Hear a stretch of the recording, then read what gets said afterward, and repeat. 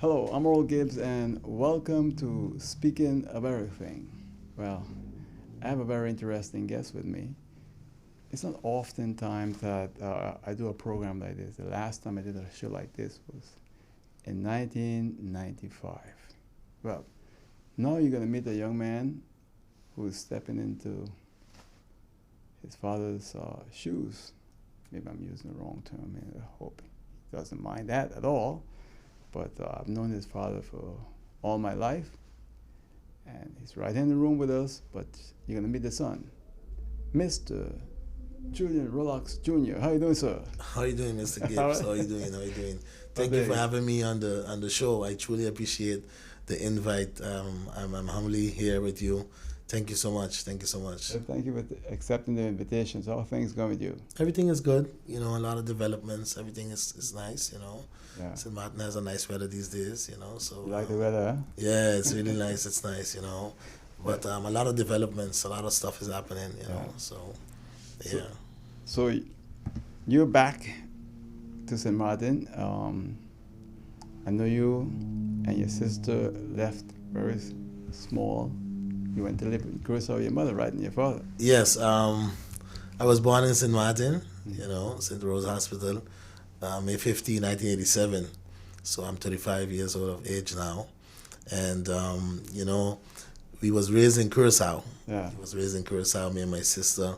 We went down there when I was 3 years old, you know, and at that time my father was in politics, you know, the Netherlands Antilles, back and forth, Yeah. you know, but then we ended up going to school in Curacao.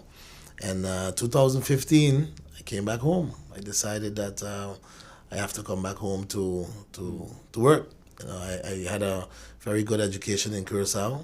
I went to my elementary there, went to high school, went to the UNA, then I went to a private university, Yeah. ICUC.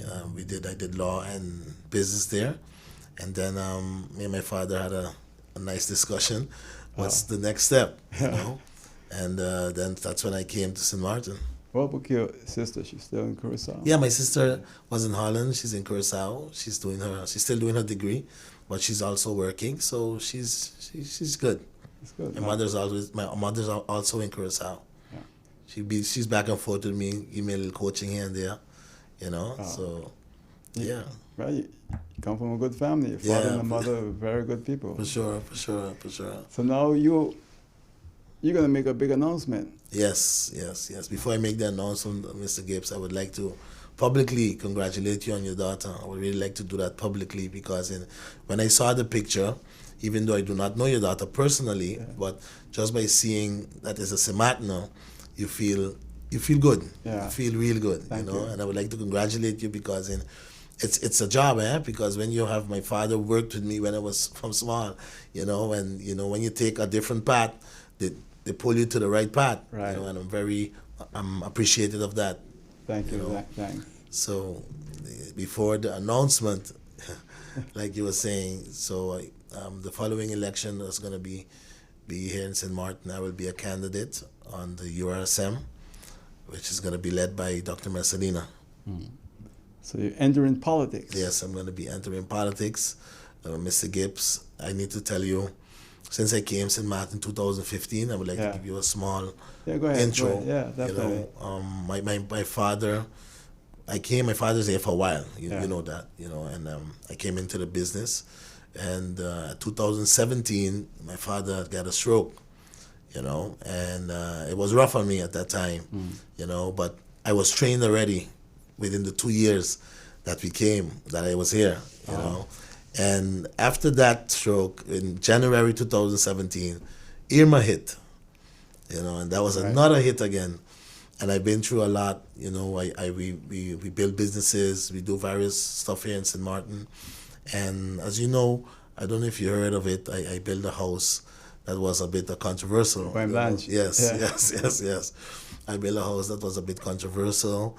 And what struck me to go in politics, Mr. Gibbs, I'm going to tell you the honest truth, is the stuff I've been through here in St. Maarten. It's really hard, you know, but to be fighting here in St. Maarten when you're doing business as a businessman. Yeah. And in I don't know if you know about a business also that we erected in Simpson Oh, Bay. yeah, definitely. Everybody know that Yes, one. yes. And Yeah. the government of St. Maarten decided they're gonna tear down the business, you know. And there's a lot of specifics that really we don't have to go into, Right. but a lot of stuff wasn't, how you say, aligned. And when they tear down the business, I say, you know what, I think it's enough now because I don't want nobody else to go through it, Mr. Gibbs. You know, going through something like that, it's a horrific experience, and there's a lot of people in St. Martin go through stuff and they don't want to talk about it. Yeah. And sometimes you see people, let me be a little rough, they go crazy, let me say, because of rough times they go through. Right. Rough, really, really rough times, and that's the time I decided, I'm going to step up and make the change that we truly need in this country. But it's when I saw what you was going through, I just thought about your father and what he went through, being a pioneer in the supermarket business. And when you look around Saman today, and you see, I don't want to call names, but it's sad Yeah. that our people no longer control that sector, controlled completely by outsiders. They have carte blanche to do everything. All the things that your father did is revolutionary, pioneer work when it comes to the supermarket industry. Yeah. And then guess what? He was shut down every evening, every weekend. You go on, now today it's 24 hours, everybody can do what they want. And it's sad. So when I saw what you was going through, I said to myself, wow, things haven't changed at all. Mr. Gibbs, I've been reading about some politicians, and what struck me, there's a gentleman by the name of Pinlin in the Bahamas. He was a founding father, you can say, of the Bahamas. And this gentleman was all about the Bahamian people. And I remember once a big hotel came down in the country, which is the hotel is Atlantis. I don't know if you know I remember about that. it. I was there too. I was there Yeah. with my father. I've been traveling from a very young age. So when you go to these places, you see how they operate. And we had a tour in the hotel. I would never forget this tour. And the guy told us when Pinlin was negotiating this deal with these investors, he said, when you guys come in, how are you guys going to be coming in? Where are you guys going to buy material? Who's going to be working for you? Who's going to be employed? So all of these stuff was detailed. So when these guys said they're going to bring people from away, he said, once you bring people from away, there's no deal. Everybody you employ are going to have to be from the Bahamas, and you're going to have to buy your material here. Everybody you're going to employ has to be from the Bahamas. If any case you don't find someone from here, then you could go out. But before you go out, you have to search the Bahamas to see who can work for you. And in that change, 55,000 people was employed, directly and indirectly, to this hotel. And there's various stuff here in St. Martin that you look at. If I can take an example of an Alegria case, not talking about the whole back and forth, but I'm saying, as a business perspective, if they want to do something, as a government, you have to sit down with them. Listen, this is not possible, but what do you propose? Because we're talking about $100 million these guys want to invest. It's just an example I'm giving you, right? If these guys are willing to invest and you say, okay, I can't give you 10,000, but I can give you 3. Just example I'm saying. And then from there you negotiate. Government is saying, Mr. Gibbs, they don't have no money. Every day that's the only thing you hear preaching now. I'm right or wrong? They don't have money, they can't do this, they can't do that. So how are you going to build this country now? How are you going to bring back the economy from square one? You hear ministers saying that, if it was up to me, I would have done this. And you're asking yourself, why would I put you there now for you to give me a bunch of excuses? You can't do this because this. You can't do that because that. What we have to do, Mr. Gibbs, we have to sit down together and be creative and move forward. So you think that's not happening now, right? It's not happening. It's what Mr. Gibbs, I am sure now all you're hearing is excuses. You hear we had COVID. You're hearing there's no money to build roads. So how are we going to get there then? Imagine every government that sits down and keep preaching that we don't have no money, we don't have no money. Then why are you there for? But the place look beautiful. The island look prosperous to outsiders. It looks beautiful to outsiders, yes, but they still complain sometimes of the roads. The roads is horrible, Mr. The infrastructure is horrible, Mr. Gibbs. We need to fix our roads. We need to get new roads. Yeah, yeah. And the money has to come from somewhere. And when you sit down and you see where the money is going, you ask yourself, what is going on? So as a, shall I use the word newcomer to politics? Because, I shouldn't use the word newcomer because your father's always there to give you that experience that you're lacking. But say you're a newcomer to politics, you have a different view because you're younger. You see things that maybe we don't see. Exactly. As older persons. So as a young politician now, what are some of the things that you're hearing on the street from young people? Well, Mr. Gibbs, I've seen about 50 people in one day, a few weeks ago, a few days ago. And it's horrific, And one of the main things they keep saying is that, but Rollocks, every time we elect an official, he's gone. We never see him again. He never comes in dialogue with us to ask us how we feel or, what ideas do we have, And that is something I truly stand with. If you're going to run a country, you have to stay closer to the people to hear what they have to say.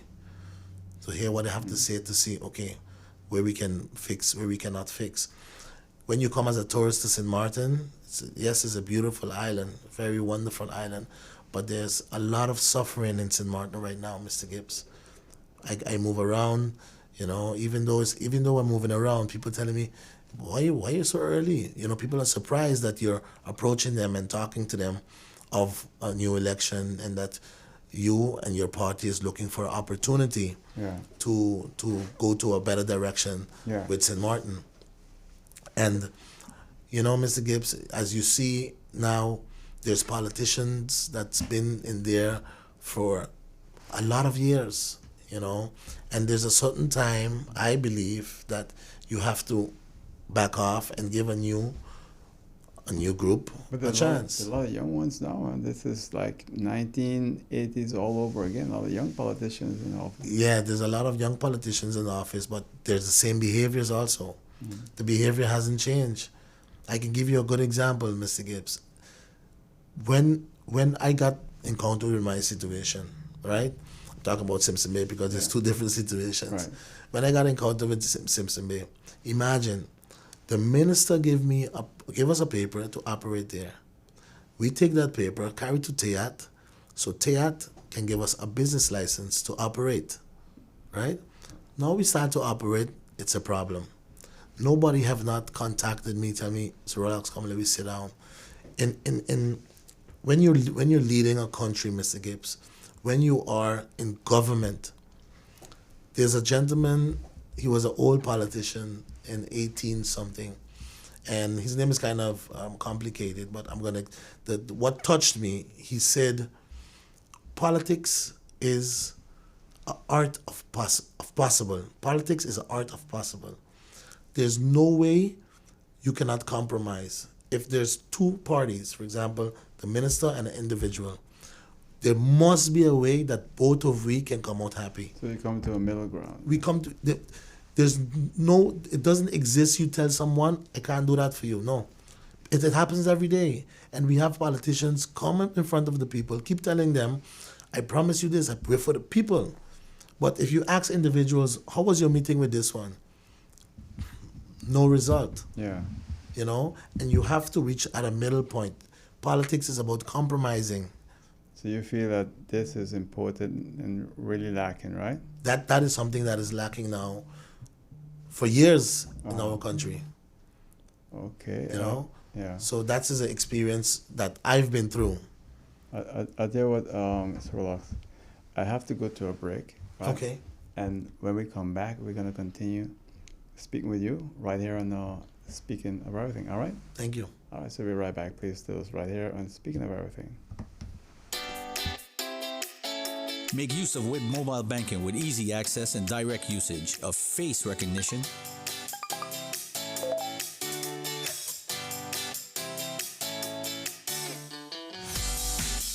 PIN code,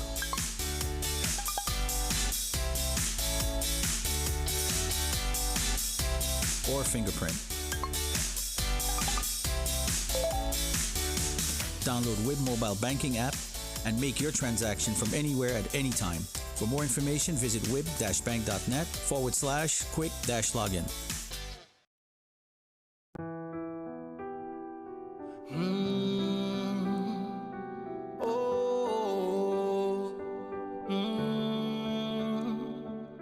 In order to know what you want out of life, you need to observe, listen, and try it yourself. Promises, but we can make it if we work together. That's just how it is. Let's stand strong, and serve the land. Working hard as one nation, yes we can. The more difficult it is to achieve, the more satisfying it is to make it. Just believe in us, we'll see you through it all. Never give up. Never give up. We can make it. Never forget those who were there for you. And if you dream big, you might just achieve it. The power to serve, standing for community. OGEB got the power to serve, the power to serve. We got the energy. OGEB.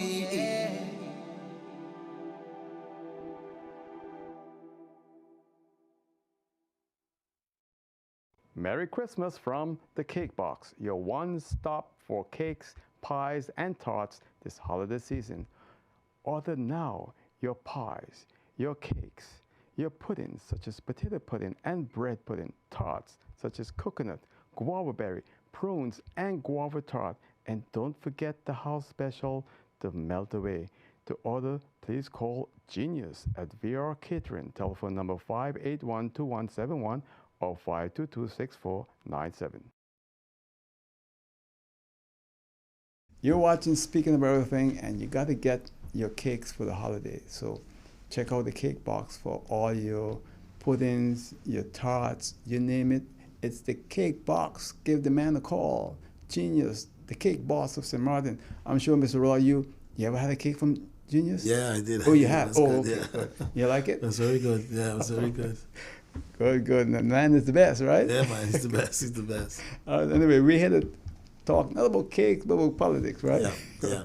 So you was, before the break, you was telling me about what you went through, the problem with the property and so forth. I do not want. One of the main things is, Mr. Gibbs, I don't want nobody go through it, and I want the best for the people of this country. You want to or Mr. Gibbs, I encountered a guy. He wants to do business and he doesn't know what or where is the Chamber of Commerce. So we have people that don't even know this stuff. With the Chamber of Commerce? Yeah. You don't even what's the Chamber of Commerce. You don't even know what does it do. He doesn't even know. Wow. He has no idea what it is. So there's a lot of things we have to educate our people on before we move even more forward. Because they certain things they doesn't know. After the whole situation with the house in Point Blanche, I got a lot of people encountering me about land, about issues they have with land. They don't know what to do. Nobody's helping them. Mr. Gibbs, if you're in a position of power, your duty is to call people in and sit down and talk to them and hear them out and say, okay, this is how we're going to solve your problem. Not to, Mr. Gibbs, all I'm being hearing is, relax, you're wrong. That's it. Nobody don't tell me, okay, you're wrong, but listen, this is what we're going to do or this is how we're going to solve this issue. There's no project starting from my father, come straight up, was good. Every time this is illegal, that is illegal. So I'm wondering, how can I get my stuff legal then? When you talk to other local individuals also, there's always a problem. There's always an issue. And you see, Mr. Gibbs, a lot of people doesn't have that push that, for example, me or you have. So at a certain point, they just give up. I was talking to some teachers. They tell me, they want to leave because it's tiring. Yeah. It's tiring. Every time there's an issue, and look now, everybody is on strike. Teachers on strike, the contractors on strike, firefighters on strike. So where is this country going? By the time there's election, it's like we're going to have to bring back a building that was straight on with a wrecking ball because nothing is going good. So that's why you're entering politics on the list that you... Yes, I'm entering politics to indeed, bring back the people of St. Maarten because we're down now, Mr. Gibbs. I want to bring back our people from St. Maarten, bring us back in business. Let us understand how to do business, small businesses. Let's make their lives easier, especially as a local person. That's a challenge there. I know it will be a challenge. Yeah. I definitely know it will be a challenge, but it's something we have to look into, Mr. Gibbs. No, because why don't we have a lot of local people in business? Well, I mean, I can tell you, and I'm sure your father can tell you, when you're local, you have the other locals that are there that will tear you down. Not all, because there's some good ones.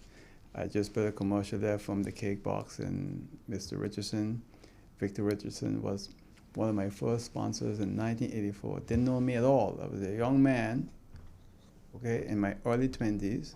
Went to him, said, I need to have some sponsorship for this new show. Never started the show yet. He had confidence, and he put up part of the money along with 3 other local businesses. Not foreign, local. So 4 local businesses. I couldn't do it today because we don't have no more local business. Yeah, you understand where I'm coming from? The issue is it's locals and outsiders. So locals and outsiders fighting you. And on top of that, your government don't make it easier for you neither, Mr. Gibbs. Enemy number 1. They don't give it. They don't give. I am the notorious Rollocks.